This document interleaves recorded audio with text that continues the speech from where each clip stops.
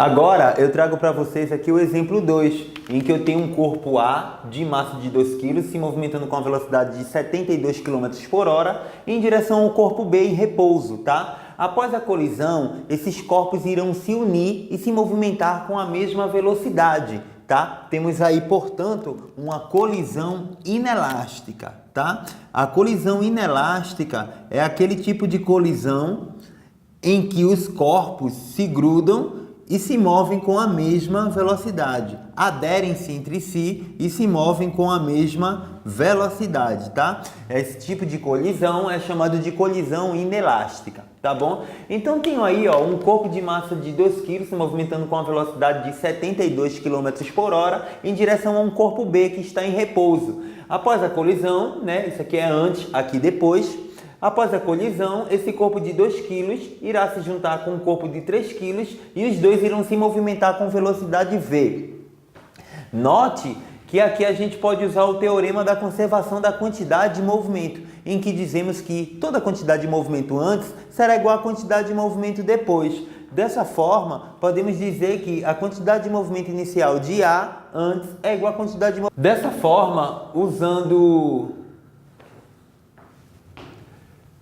Usando até o teorema da conservação da quantidade de movimento, a quantidade de movimento antes é igual à quantidade de movimento depois. E assim, eu defino que a quantidade de movimento inicial de A mais a quantidade de movimento inicial de B é igual à quantidade de movimento final de A mais a quantidade de movimento final de B. Quantidade de movimento total antes, A e B, é igual à quantidade de movimento depois, A e B. E aí eu abro as fórmulas da quantidade de movimento, né, sendo quantidade de movimento M vezes V. Então, para cada corpo A e B, eu tenho MA, VA, MB, VB. E aqui depois da mesma forma, MA, VA, MB, VB. Lembrando que o lado esquerdo representa a quantidade de movimento inicial de cada corpo. Sendo a velocidade A de 72 km por hora, eu divido por 3,6 e acho seu valor em metros por segundo.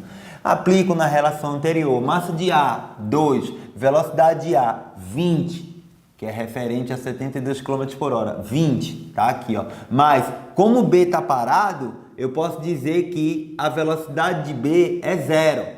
E assim eu tenho que 2 vezes 20 é igual a 40, 3 vezes 0, 0. Né? 2 vezes V mais 3 vezes V. Fábio, o V é depois. Ô professor, o V aí, ó, depois tá igual para 2 e 3. É porque a massa de 2 e a massa de 3, elas se movem com a mesma velocidade. Então eu tenho 2V mais 3V igual a 5V. 40 dividido por 5, V igual a 8 metros por segundo. Tá? Dessa forma a gente calculou a velocidade inicial, a velocidade final do conjunto.